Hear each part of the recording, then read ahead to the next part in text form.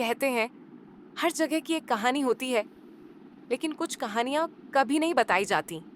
ये सिर्फ एक हॉस्टल नहीं, एक जाल है जहां आत्माएं कैद हैं। कमरा 306 में जो गया, वो कभी अकेला वापस नहीं लौटा।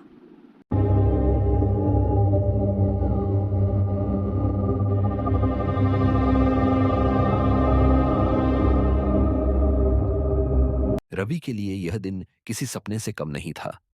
गांव से शहर आना, बड़े कॉलेज में पढ़ाई करना, यह उसकी मेहनत का नतीजा था। जब वह ट्रेन से उतरा तो शहर की रोशनी और भीड़-भाड़ देखकर उसका दिल तेजी से धड़कने लगा। ऊंची इमारतें, तेज रफ्तार गाड़ियां, हर तरफ भागती जिंदगी। यह दुनिया उसके गांव से बिल्कुल अलग थी।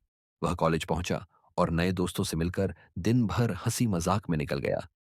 लेकिन उसे नहीं पता था कि उसकी जिंदगी का सबसे डरावना अध्याय बस शुरू होने वाला था। जब वह हॉस्टल पहुंचा तो वार्डन ने उसे अजीब नजरों से देखा।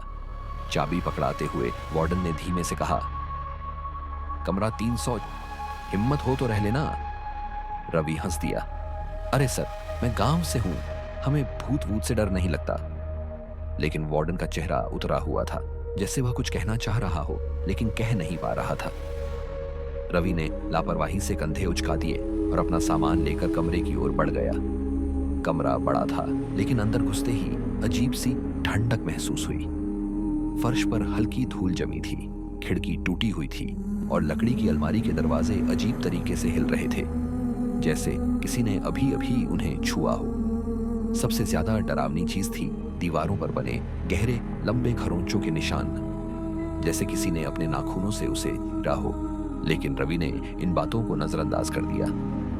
रात होते ही कमरे में एक अजीब सी घुटन महसूस होने लगी। आधी रात को दरवाजे पर हल्की ठक ठक ठक की आवाज आई। पहले तो रवि ने ध्यान नहीं दिया, लेकिन आवाज धीरे धीरे तेज होती गई। उसने दरवाजा खोला, बाहर कोई नहीं था। जब उसने वापस मुड़कर देखा तो बिस्तर की चादर पर किसी के गीले पैरों के निशान थे, जो धीरे धीरे कमरे के कोने में जा रहे थे। रवि का गला सूख गया। उसने सोचा कि वह सिर्फ ज्यादा सोच रहा है, लेकिन तभी उसे खिड़की के शीशे पर कुछ उभरा हुआ दिखा, एक हाथ का धुंधला निशान। वह धीरे धीरे कमरे के कोने की तरफ देख रहा था और तभी एक परछाई हिली। कमरे के कोने में कोई खड़ा था, काले घने बाल, झुकी हुई गर्दन और शरीर से गिरता हुआ कीचड़। तुम मेरे कमरे में हो? यह आवाज इतनी ठंडी और अजीब थी कि रवि का पूरा शरीर सुन्न पड़ गया। वह भागकर दरवाजे की तरफ बढ़ा, लेकिन दरवाजा जोर से बंद हो गया। कमरे की लाइट झपकने लगी और अब वह परछाई धीरे धीरे उसकी ओर बढ़ रही थी। उसका सिर धीरे धीरे ऊपर उठा और उसकी आंखें गहरी काली गुफाओं जैसी, जिनमें सिर्फ अंधेरा था। रवि ने जोर से चीखने की कोशिश की, लेकिन उसकी आवाज जैसे किसी ने छीन ली हो। वह बेहोश होकर जमीन पर गिर पड़ा। अगली सुबह जब वार्डन ने दरवाजा खोला तो कमरा पूरी तरह खाली था। बिस्तर वैसे ही था, अलमारी खुली थी, लेकिन रवि का कोई नामो निशान नहीं था। बस दीवार पर ताजा खून से खरोंचकर लिखा गया था,